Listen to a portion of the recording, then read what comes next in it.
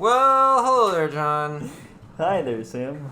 Hey, you want to do a little podcast? Maybe we talk about the end of part 1 from the Rhythm of War? Yeah, that sounds good. All right. Like now? So I was asking more just kind of theoretically, just like a fun little thought exercise. Sure, yeah. Okay. So it's, it's cool that I'm happy, and now I know that you would be, so thanks for answering that question. Yep. Okay. See ya. Bye. All right, let's start with chapter 14, John, huh?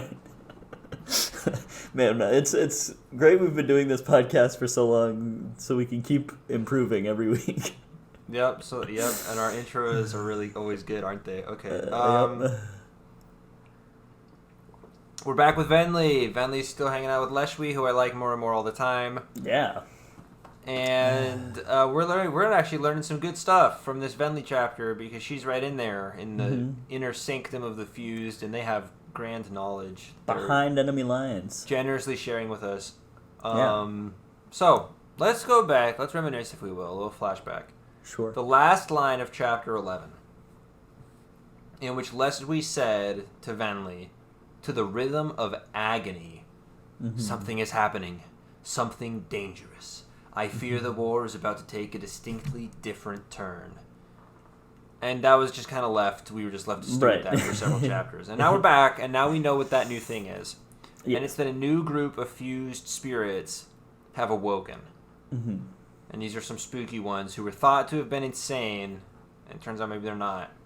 And even if they are, that still sounds dangerous to me. John. We learn about another brand of fused, those ones of alteration, which sound like they can shape stone. Mm-hmm. So maybe they're kind of like what the will shapers or the stone wardens, right? Are the right, one of the two analogs to that. Yeah. Venli is wondering, could I become immortal like the fused? She thinks to herself.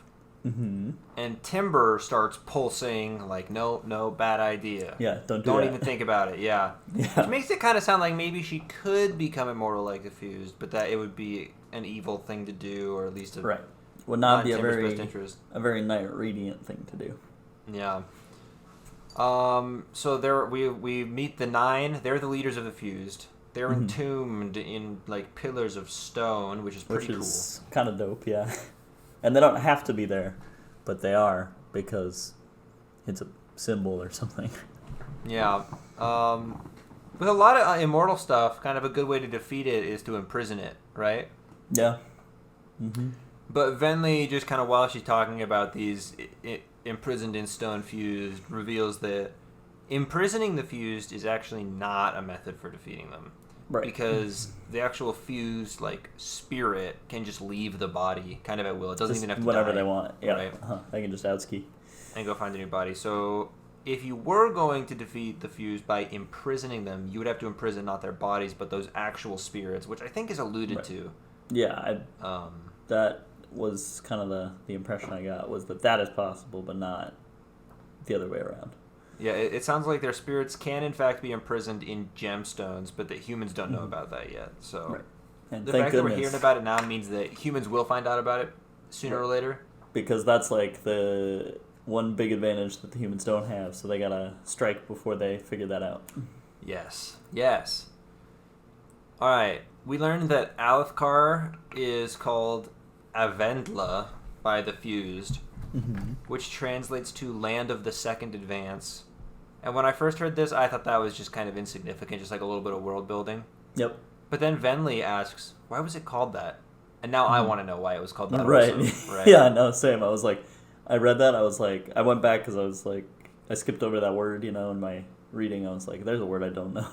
Yeah. And so I read that part again. I was oh yeah, why does this matter? And Venli was yeah, why does this matter? And I was oh well, maybe it's important if I'm not the only one asking. Yeah, sure. It makes me wonder, the Land of the Second Advance makes it sound like, there was a first advance, maybe a military conquest somewhere else, and then this happened. Maybe surely there was a Land of First Advance, yeah. Maybe Shinovar was because that's where humans started out, and then this is where they went afterwards, or I don't really know. We're gonna find out. Yeah, shortly, but Yeah. Okay. There was a little line about how humans don't understand the nature of the tones of the world. Right. And this is interesting because Lucas had kind of mentioned to me that he thought maybe a lot of the magic on Roshar was like sound-based. And this is probably something that he read online or something, right? Yeah. And I was like, well, I don't really know why he thinks that, right? But then I remember back to when the singers did summon that storm by chanting, right? Yep. They summoned it through song. Yeah. And now here we're talking about the nature of the tones of the world, and Navani is hearing that one mysterious tone, probably from the spiritual realm, whenever Dalinar does his, convergent summoning. Yeah.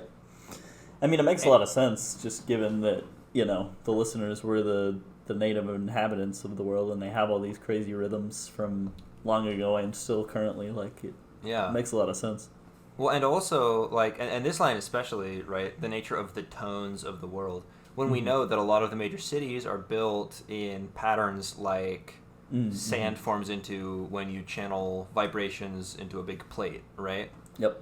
So, the tones of the world, if there were legitimate tones of the world, they would probably form things into patterns like the ones cities are being formed into. I think there may be literal tones emanating from different tectonic plates or something. I don't know. Could be. But yeah, that makes sense. Yeah, it does kind of beg the question, where did where does all this sound originate from?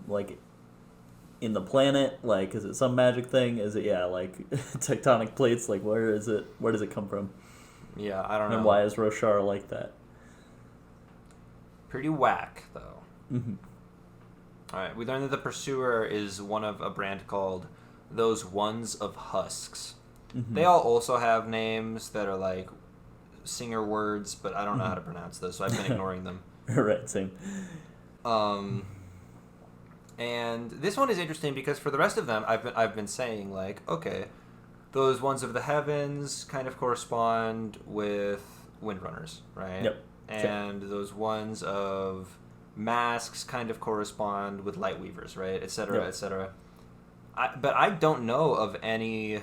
Yeah, this one Radiant is a order total wild card that this guy corresponds to. It. So that's their power is super cool, but I have no idea what surge it resembles. And we learned that there are very few of those ones of husks. Very few. Maybe for now this is the only one, but it sounds like more might be awakened at a later date. Who knows? But not many. It's a really rare thing. Yeah. Which, thank goodness, because they're kind of OP. Yeah. Well, and John, you and I had kind of theorized last time, based on what Leshy was saying, is this guy going to, hunt Kaladin down now that Kaladin's killed him once? Yeah. And it turns out that is literally this guy's whole character. 100%. He's totally going to hunt Kaladin down, yeah. That's his whole deal. And so Leshwi is talking to the Nine, and she was like, well, he killed me first, so I kind of have the right to get my revenge. And the Pursuer's like, that's my whole thing. I'm a supervillain. That's my entire character. Yeah. And she's like, well, too bad. And the Nine are like, yeah, too bad for now. Yeah, so the Nine, they side with Leshwi. They say that, okay, Pursuer, you can go after Kaladin, but you gotta wait until Leshwi has had one more crack at him. Right? So Leshwi gets another crack at Kaladin. However, Kaladin's not really supposed to be a combatant anymore, so it makes me wonder when she will get the opportunity to get this crack at him. Right. Okay, the Fused are also talking about the sibling, the spirit of the tower, and they are also saying that the sibling is dead. They use that exact word to describe the sibling. Yep. Which is so sad. Rest in peace, the sibling. Right. And they said, there was some line about it being, as good as a Deadeye, but they didn't just call it that, so I don't know if that was just a figure of speech or if that meant something more significant. No, I mean, I would be so shocked if right. we didn't somehow... Some character is going to find a way to resurrect the sibling, right? And, yeah, surely. And they've got to get the tower back to being fully operational at some point. Otherwise, why would Brandon Sanderson come up with all this cool tower stuff if it wasn't going to get fully operational, right? Yeah.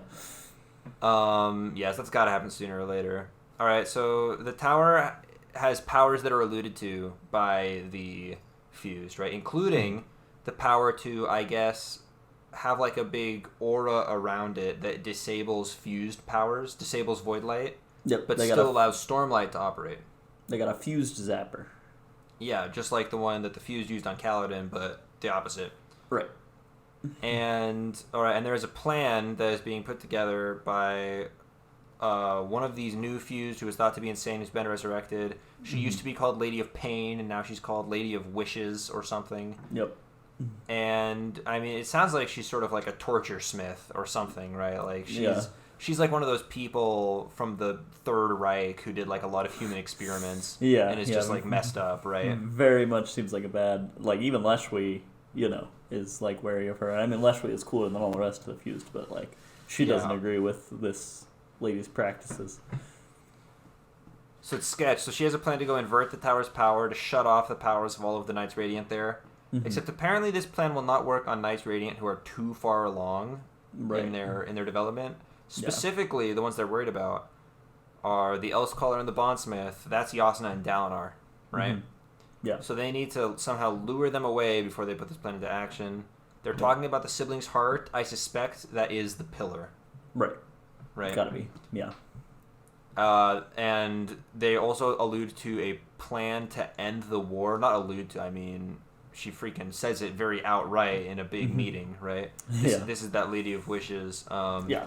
And I think that this plan to end the war, this is a separate thing from this attack on Urithiru. There is also a plan to end the war. Right. It seems like this plan on Urithiru would be like the catalyst to whatever the next action is. I mean, makes a lot of sense, like disabling your enemy's greatest strength and then, just to figure out what the final nail in the coffin is going to be. So I'm excited to find out what's the plan to end the war. Sounds dope. I want the war to end as much as the next guy. Right. I mean, I'm kind of rooting for the humans. Well, I mean, that could have been. She didn't say what the plan was exactly. All right. So and now we get confirmation. Indeed, the fused could be imprisoned in gemstones from the fused. And then my last note is just that Leshwi is seriously very cool, right? Because this is where because it kind of ends. She's like, okay, Venli, you're gonna be her servant now. But we're only pretending. Actually, you're going to be reporting back to me, and we're going to make sure she doesn't get out of hand, right? Right. Yep. And Leshwi is realizing, like, wow, she's basically protecting Kaladin. She's saying that she would love to like work with the Windrunners if we could somehow get them over to our side, right? And and she's seeing stuff in Leshwi that she's really into, Yeah. So she says, Leshwi. Is there a way that we could somehow get away from this whole war, get away from the fused and the humans, and just let the singers live, right? The way they used to, yeah. Separated from all this. And Leshwi says, no, don't talk about that. The way we're going to make that happen is we're going to win the war, and then us fused are just going to disappear, and the world is ours for the taking, right? Yeah. And now we kind of know that this is not going to work. Right. Because the fused are not going to want to give up the world after. That's like the running theory, right? Yeah. But I get the feeling that Leshwi is actually into this idea. Like Leshwi legitimately would just fade away, and she would just die, right? And leave the world to the singers. Right. She's just really cool. I don't know, but unfortunately, the rest of the fused aren't as cool. So here we are. Right, and it's kind of fun. This is mentioned a couple times throughout this section, but Leshwi is doing that thing where she's high enough for ranking to like have some authority, but not high enough to be overestimated.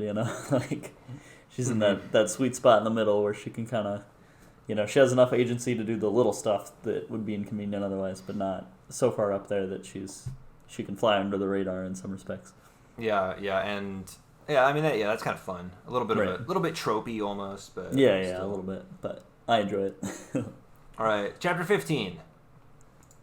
We learn that Logic's Bran caused Fabrials affected to change at regular intervals. Right. Like make them alternate like a wave sort of pattern. Mm-hmm. And so that's how we make watches and clocks. Yeah, it said that this could be used to make some very complex stuff. And I mean, kind of sounds like they basically have everything they need to make fully functioning computers. Right, I was wondering about that. I was like, I kind of had the same thought. Yeah.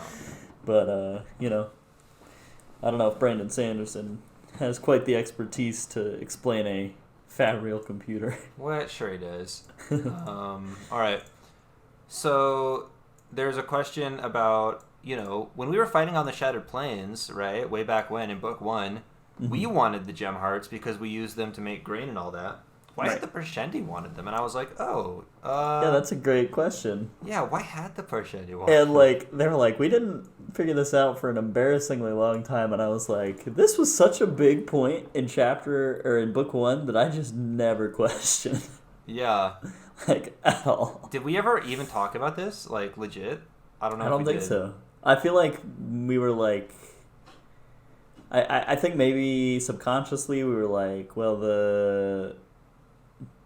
what are the things gem hearts come out of? What are they called?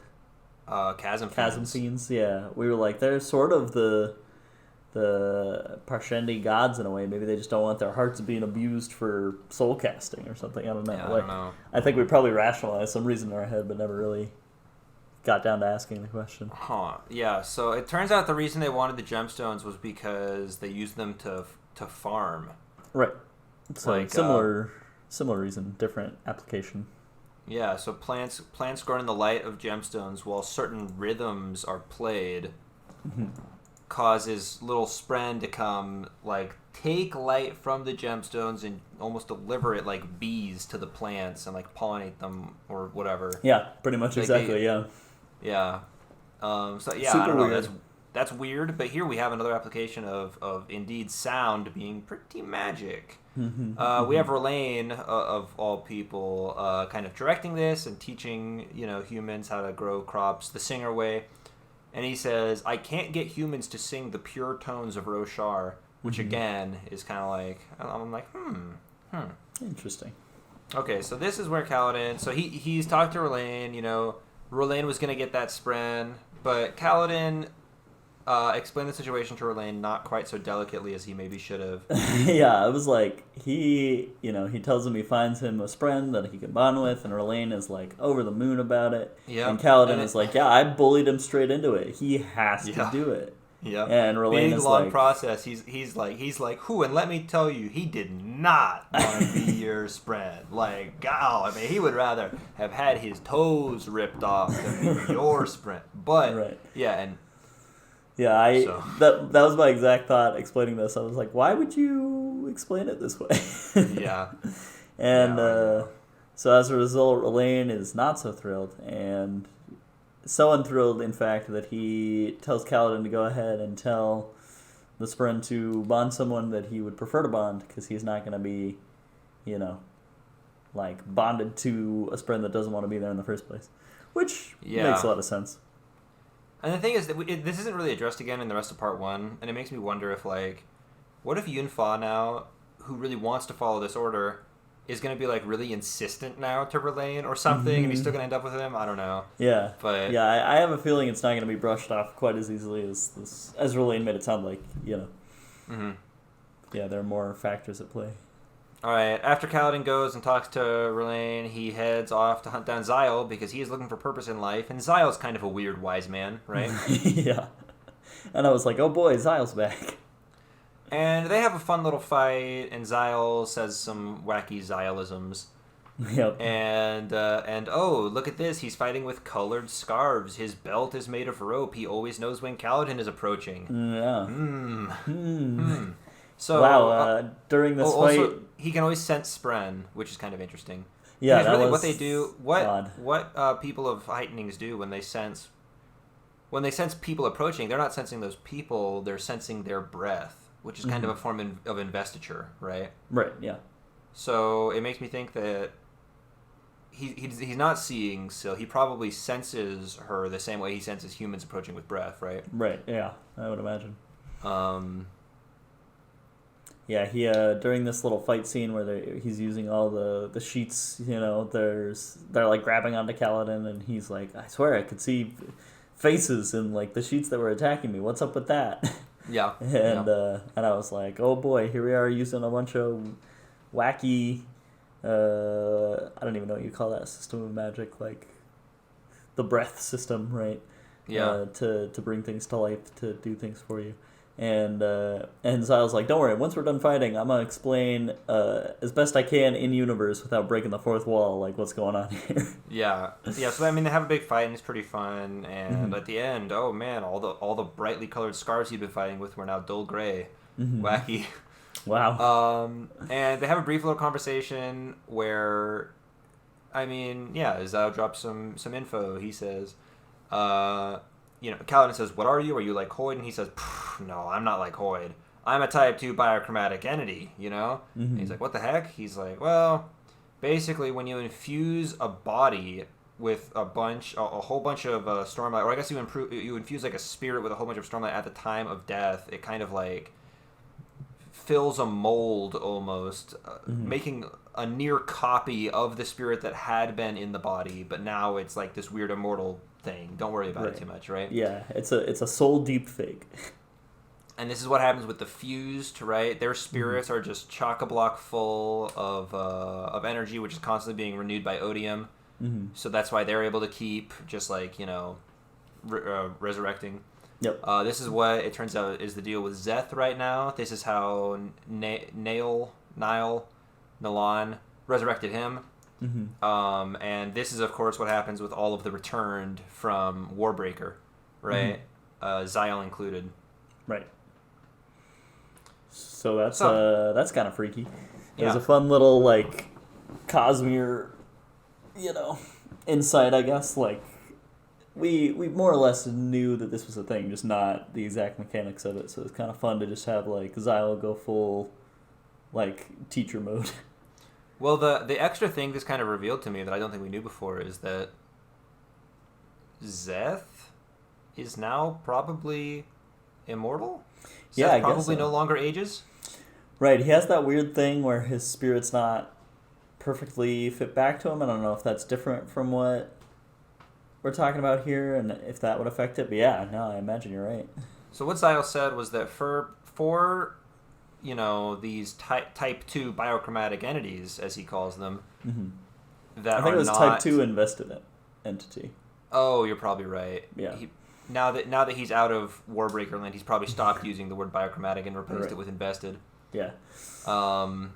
So he was saying that for the weaker ones, just killing them again is often enough to dissipate the spirit unless it's filled with Stormlight or Like investiture again, right? Yeah.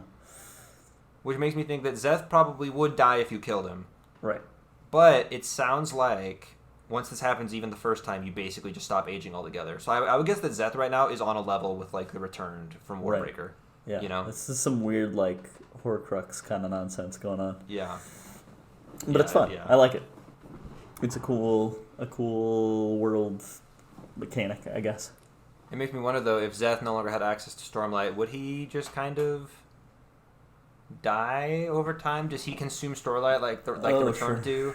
I don't know. Yeah, maybe. Okay. Either way, so that's all kind of fun. He says that he had known Hoyd by a different name at one point, Dust. Yeah. Right. Right. The thing is that they didn't really interact in Warbreaker. Nope. However, there is supposed to be a sequel to Warbreaker, so are we going to see Hoyd appear as Dust in that, or are we to assume that Hoyd as Dust showed up a long time ago in Vasher's past? Right. It would make a lot of sense that he's called Dust, given his little cameo in Warbreaker is like telling a story using a bunch of like colored sand. Yeah. Yeah, I don't know. Yeah. Excited to find out in the far future. One last thing from this chapter. Yep. He says very cryptically, "That's why she takes our memories." Mm-hmm. And he sounded like he's talking about all Type 2 invested entities when he says that. Yeah. And who is taking these memories. And I don't know even why exactly. He says that's why. Like he just gave some explanation. But it didn't sound like he gave much of one to me. Yeah, no, I was so confused by this whole thing. So that's just very cryptic and mysterious. And I'm not going to read too far into it, honestly, because that's just whack. Yeah. Yep. All right, chapter 16. We'll find out when we need to know. So, yeah. Navani is visiting Zeth. Mm-hmm. And it turns out that Zeth, who has about a year ago joined the good guys as an incredibly powerful tool and source of information, willing to do anything Dalinar asks him to. Mm-hmm. And they just put him in a cell. And they're squandering that spectacularly. Couldn't squander it much better than they're squandering it, to be honest. Right. So they just put him in a cell, and they just left him in a cell. Yep. And now he's in a cell instead of doing literally anything else. And he's in a cell, and he could be out there like winning the war by himself, but he's in a cell. He's not doing that because he's in a cell. Because they put him in a cell. They put him in a cell. Alright, so Navani is like talking to him. She talks to him every once in a while to get some intel, but she's like sickened every time she has to talk to him because he's a stone cold killer. He murdered. I thought the sickening was probably from Nightblood. I thought that was probably Nightblood's effect on her. Oh really? Because it sounded like she was like actually getting sick, not just like she's uncomfortable because this is the man who killed her husband, right? But like right. I I totally thought it was like psychological because Nightblood doesn't really do anything unless you like unsheath him, right? Like the sheath totally stops like everything. Because no, I mean, because people, even when he's sheathed, people want to go pick up the sword and stuff, right? I feel like that only happened when he was unsheathed. No. Because like I remember when he and Lift like came in, I think it was an Edge Dancer when he and Lift met up, and he like sees her down the alleyway, and he like unsheaths it just a little bit, and Lift is like, "Oh, I feel real sick. What's going on?" And then sheaths it again, and everything's fine. I don't know. I'm pretty sure that's how that works. Well, I don't know. Either way, she's feeling sick John, for some reason. Screw you. I think it's Nightblood. So. Great. All right. Okay, so we learned that, that big gemstone they trapped the thrill in at the end of the last book? Mm-hmm. They just dropped that in the ocean. Right, which, not a bad call, I guess. I think it's kind of a bad call. I mean... probably better that you know where it was rather than just, like, trying to get rid of it in a real random way, but... There has got to be a way for the enemy to locate and retrieve that, right? Yeah, I suppose that's... surely. I mean, they probably wouldn't have told us this as just, like, a fun little, like... and this is what happened to the thrill afterwards, in the day's sense.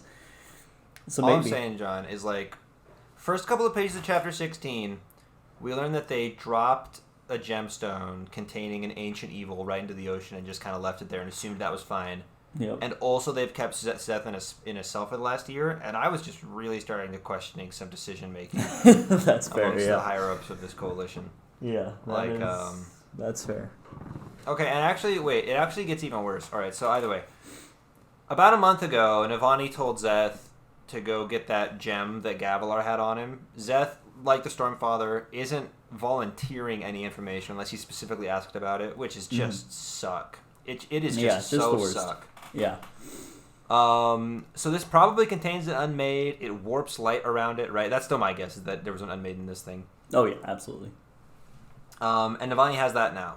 Okay, we learned that the tower, even without the sibling active in it, still does a little bit to regulate temperature, pressure, humidity. Mm-hmm. And I wonder, is the tower a fully functional spaceship, do you think? It kind of seems like it. Like, if it can do this much without...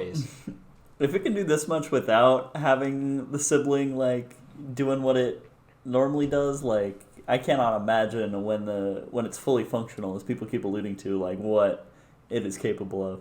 Yeah.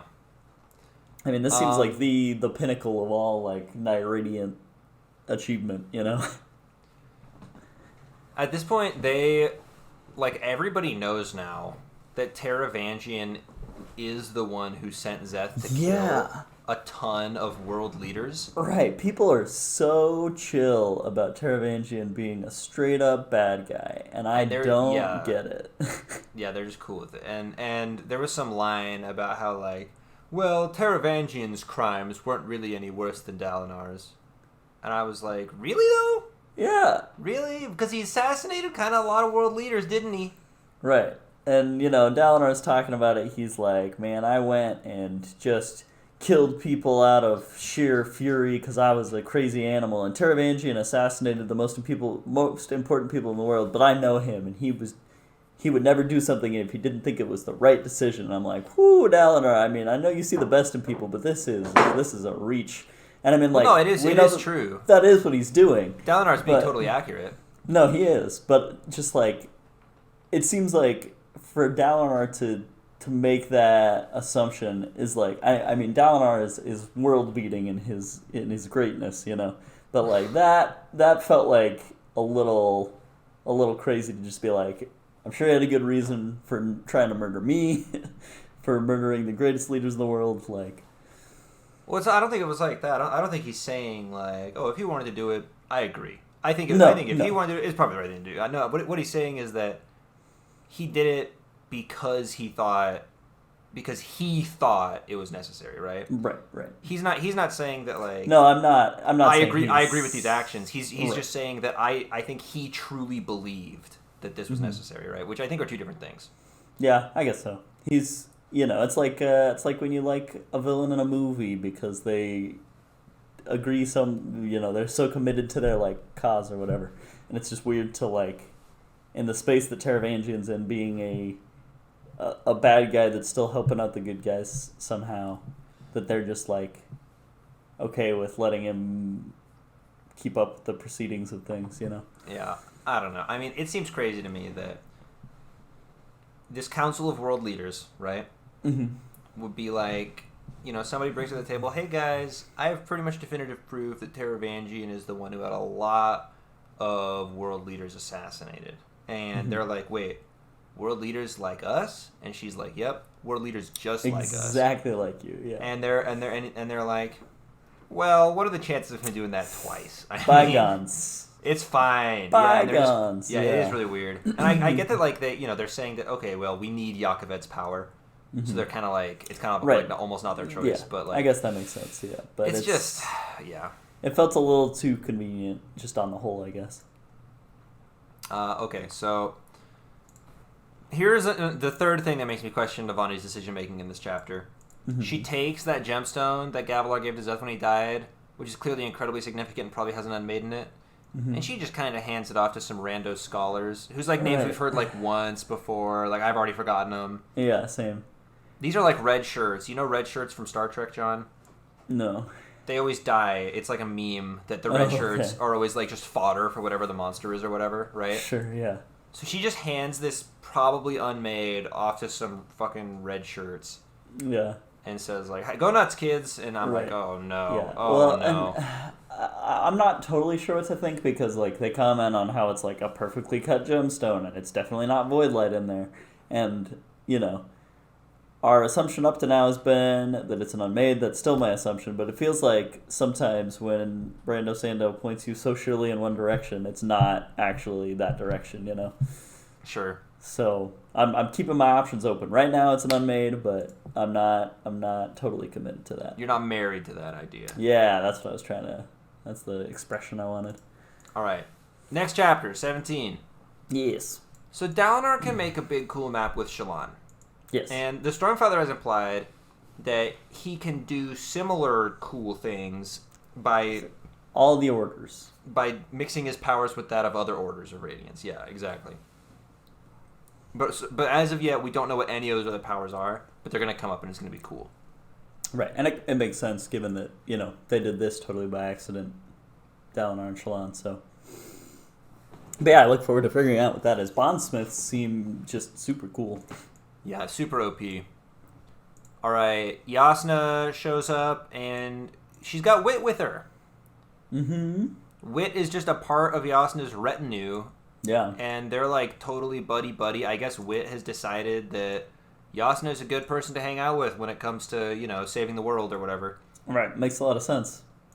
And they're like, they're just a total power duo, and I'm excited that they're working together. Yeah, I mean, you know, with the Yasna coming back from Shadesmar at the end of book 2, and Wit's like hanging out right there, you know, it seems like they have a lot of similar interests, even if they're, you know, completely different people. Yeah, and I suspect they know a lot that they have so far failed to share with us, the readers. So right. I want to find out about that. I love it. All right, there are rumors of kind of an intimate nature, if you know what I mean, about Yasna and Wit, and to which I reply, doubt. Yeah. Don't think so. Press an X on that one. They got too much world saving to do to give a little funky, if you know That's what I right. mean. World saved, go nuts. Till then, Yep. no thanks.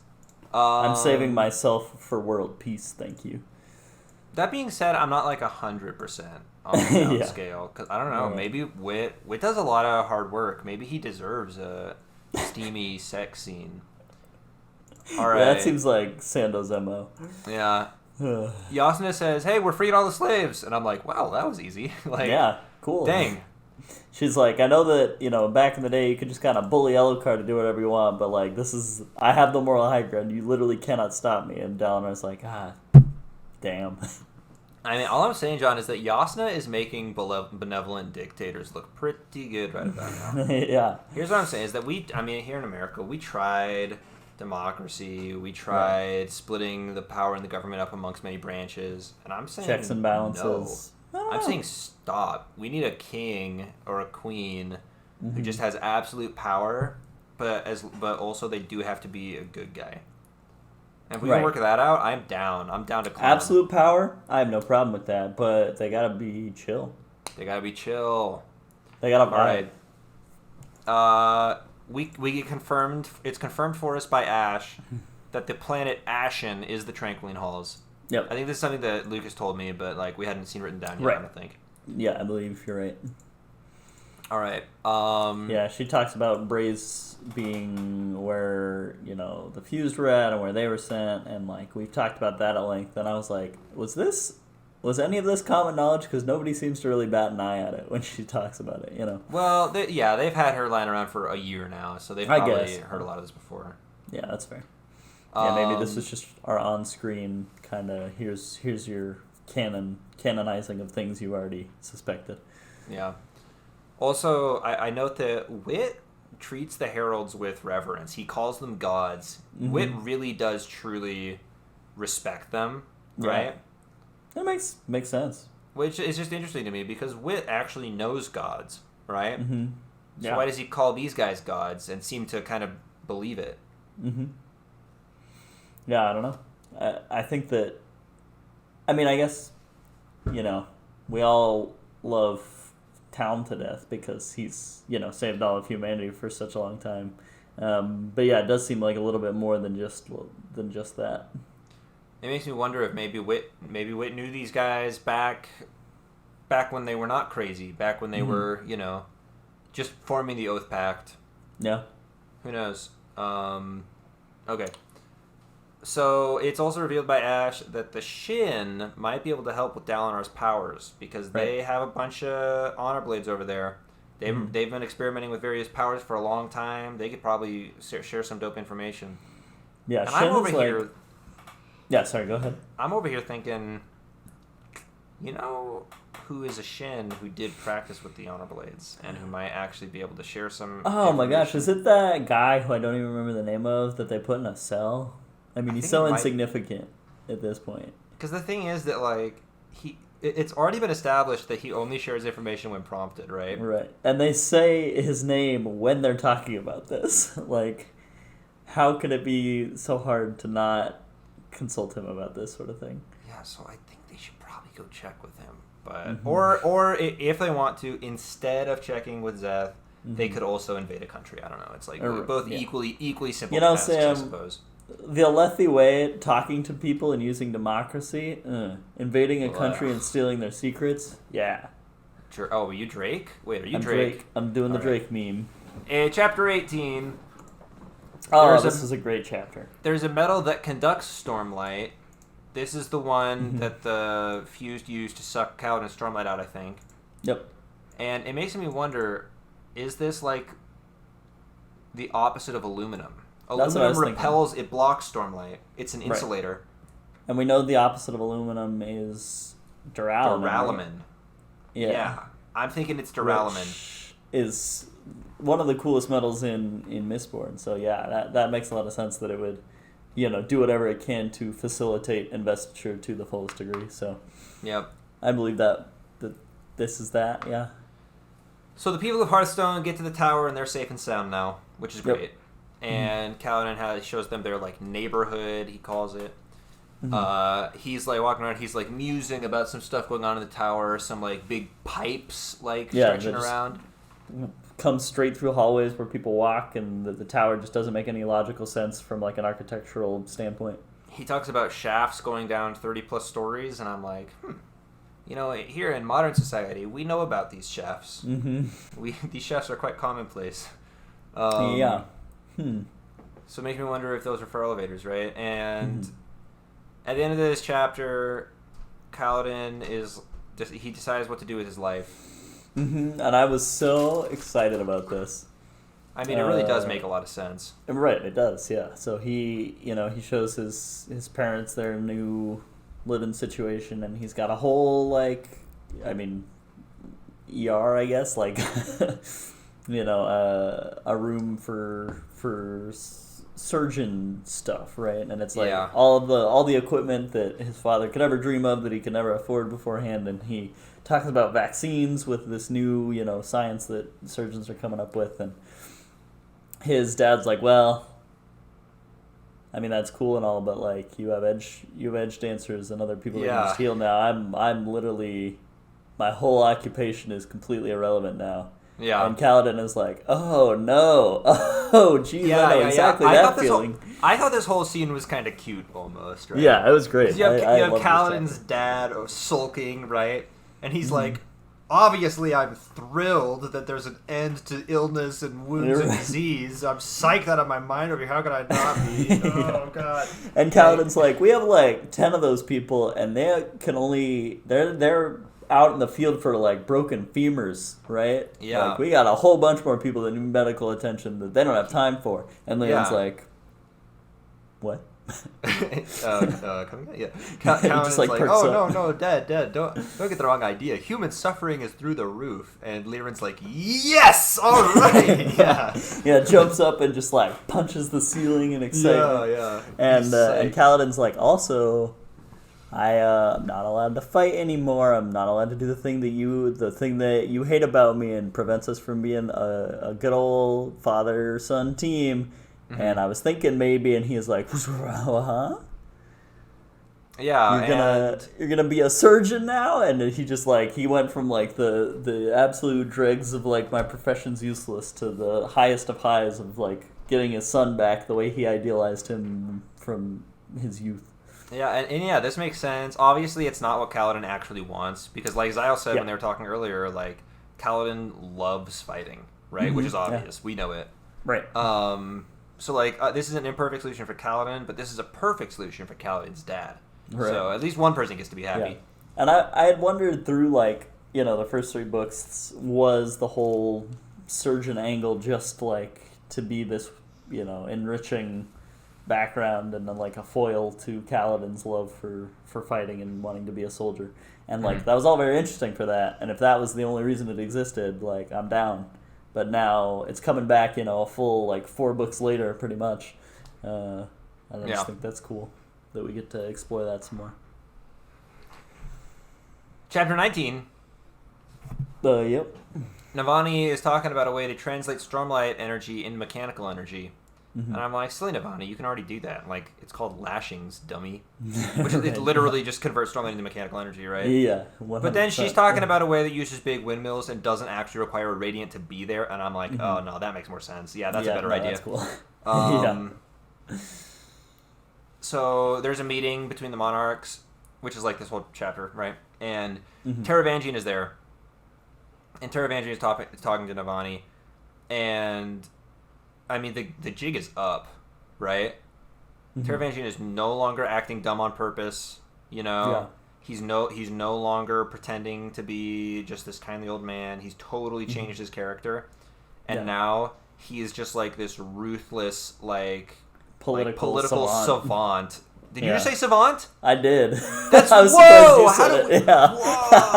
Whoa! That's good. So... and like he's talking to Navani, and he's still just this like kind of short, frail old man, but she's like scared of him, like intimidated by him because he's just like intense now. So and I dig it. I really like this character change for him. Yeah, he really really kind of wonder like how does that translate to his lower intelligence days? Could he still like hold up that facade or no? No, I doubt it. Because I mean, when he gets stupid, he is legitimately very, very Compassionate, empathetic and compassionate. Yeah. So I don't think he'd be able to hold up this facade at all on a stupid day. But right. I guess he just has to get lucky with it. I don't know.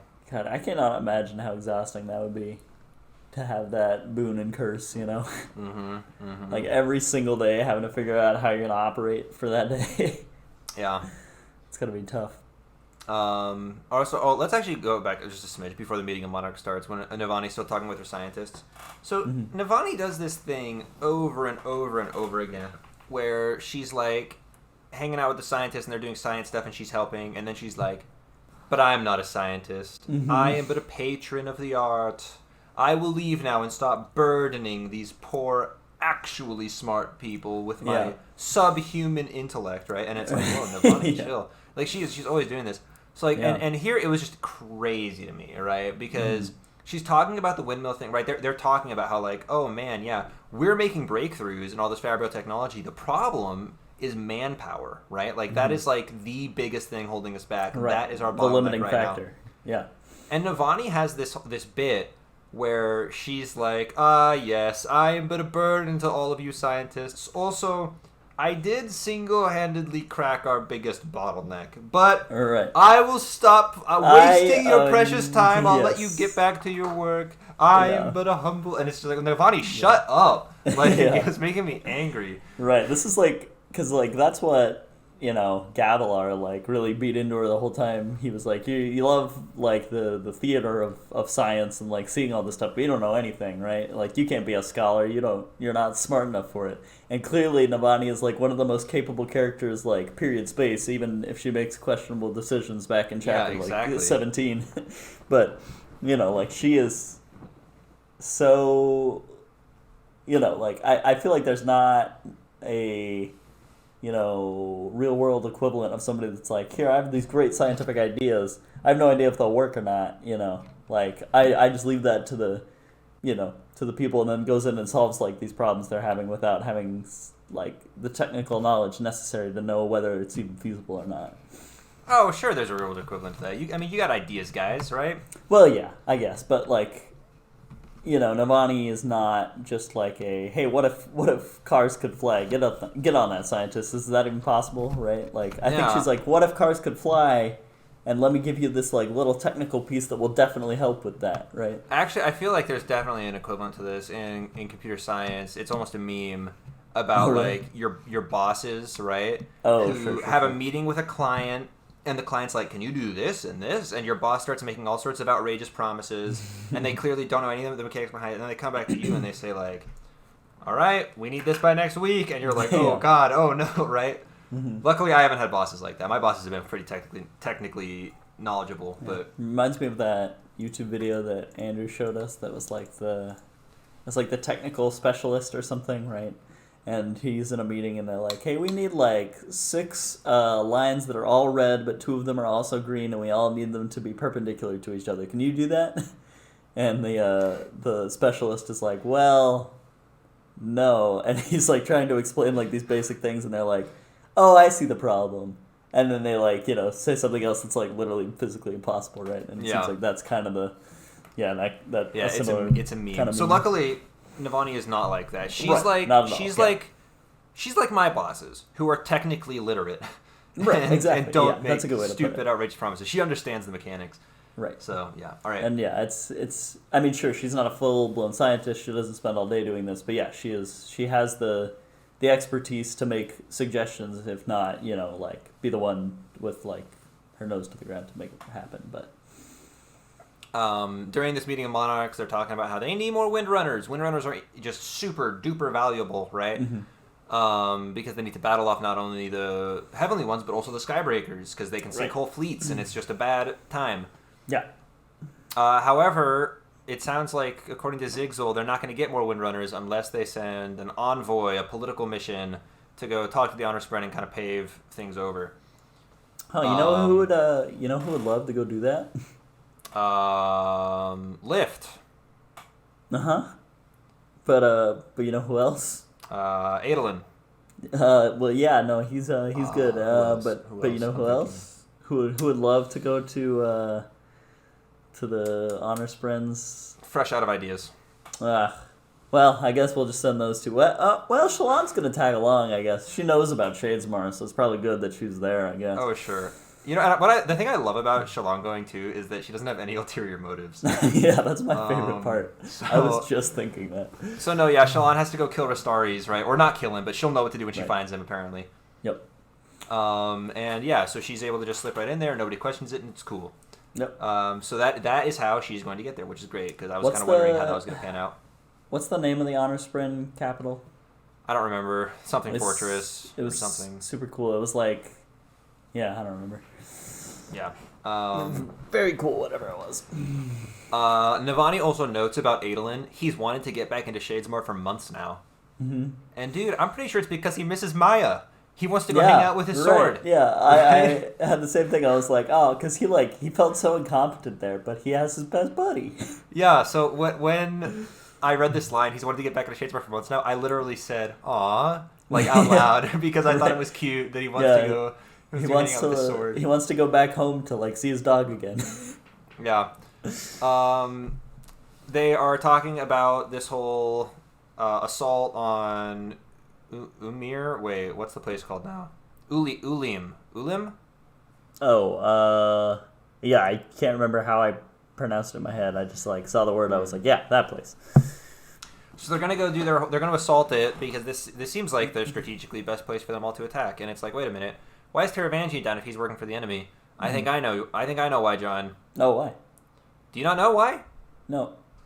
Because this whole attack, if they end up doing it, seems like the sort of thing that might get two specific people out of the tower. Sure, yeah. So he was kind of fine with whatever, I guess.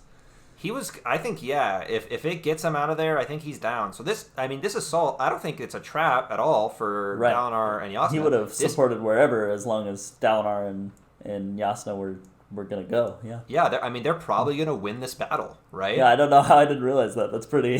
That seems pretty straightforward in retrospect. Yeah. However, the tower will be left totally defenseless, except John. Kaladin will be there. Right. And Kaladin is pretty good at killing things. Right. When he sets his mind to it, and he doesn't freeze up in battle, or unless somebody convinces him to kill himself. Yeah. But barring those things, he's really good. Right. And we'll have Renner in there. He might do something cool. You think? You don't think Renarin's going to go out on the mission? They mentioned that he... Oh, on the... Yeah, no, I don't know. He might, but it doesn't seem like his general, cup of tea, like... Yeah, well, I mean, he's got the healing. I don't know. We'll see. Maybe. Yeah. Could be. Okay, so there was also a little line Navani had about how, Dalinar is, like, bad at seeing to people, but not, like, in a malicious way, the way Gavilar was, right? Just in, like, he's never been a political person. He just doesn't get that that's the thing. And she has a line where she says, as a matter of fact, the other monarchs kind of like it when Dalinar has his little social missteps. When he eats dessert with his fingers or accidentally calls a king a soldier, right? Yeah, I thought that was kind of funny. And that also made me say, aw. I also thought that was kind of cute. Right, but like, he thinks he's people. Yeah, chapter 19 was just a cute chapter for me. I enjoyed it. I feel like Brandon Sanderson, like, was hanging out with his pets or something a lot that day. But yeah, no, that was endearing for sure. Yeah. And then my last note on this is one that I'm a little worried about. Dalinar says to Navani that you need to stay back in the tower where you'll be safe. Yeah. And I'm like, no. A mounting sense of dread. Well, we know, like, Navani at this point does at least have a plot shield in her, like, deal with the Fabrials and the mysterious span read, right? So. Yeah, I don't think Navani's gonna die, but it's a little more likely now than it was 10 pages ago, Oh, yeah, 100%. I feel like this whole thing about keeping her in the tower where she'll be safe, this is like I wish Dalinar hadn't said that, or at least he had knocked on some wood after or something, you know? 'Cause Right, it just makes yeah. me a little nervous. Yeah, it definitely does. It's a little foreshadowy for sure. Yeah. All right, and that's the end of part 1. Yeah, it was High kind of five. anticlimactic, but I'm not mad about it. Coming I up, think we got a lot of setup. we got some interludes. I didn't look at the next page, but as I was reading the last page of part 1 over on the left. Yeah, the first page, the cover page. Interlude cover page was on the right, and I did see the name Jean Anat on there. I didn't look at it too hard, but I'm excited about that one. No, so I look at the summaries on Coppermine, and it's weird because they don't have many of them. I just use them mostly to remind me who's what the chapter is about, Yeah. specifically. But they have summaries for the interludes, which obviously I haven't read. But at the beginning of each chapter, whoever's viewpoint it starts in has their own little logo, I guess you would call it. Mm-hmm. And what they have been doing is if it was some inconsequential, what's the word? Inconsequential, thank you, character, they just used the Stormlight symbol where it's the double eye of the Almighty and the sword and everything. Yeah. But the 3 characters that we have interludes from are Syl, Jeanat, and Taravangian. And all of their logos are super cool. Nice. I'll check them out. Yeah. Next time, we're going to be starting with the interludes and reading up through chapter 25. 25. Which is cool. And, I don't know, John. Let's see what this fortune cookie has to say about next week's reading. Given our intro to this podcast, I can't imagine that this will disappoint in any way. Experience is the name everyone gives to their mistakes. So, what do you think that means for what's going to happen next time? Well, I think that means that when Urithiru is totally compromised, the next time they build the Urithiru, they're going to do it even better. Okay. Yeah, no, I think you're probably right. Also, wait. I want to talk about one more thing really quick before we're done. Sure. So we have a couple of big things lined up to happen, right? Yeah. Expedition to the Honor Spread, attack on Ulim, I think it's called, and assault on the tower by the Voidbringers, right? Right. Yep. I think it's possible that literally all of this happens in part 2. Yeah, I think that's. And then we have 3 whole parts left, and I have no idea what's going to happen in those. If there's one thing I've learned from listening to Brandon Sanderson, it's that I have no concept whatsoever of his pacing. So it might just all happen in part 2, dude. It could all happen in part 2. It could all happen over the course of the book. Yeah. This isn't a spoiler, but I was talking to Lucas the other day, who has of course finished the book now. Yeah. And he was like, yeah, I really liked it. I thought the ending was good, but I'm just very worried about everything. And I was like, I wonder what... Because, the end of Oathbringer, everything was great, Yeah. The end of Oathbringer was a huge triumph, series-wise. So maybe the end of Rhythm of War is just the opposite of that. Yeah, we'll see what happens. Yeah, all right. Excited. Thanks for listening or watching. See you later, you silly little weasels. Bye. Bye.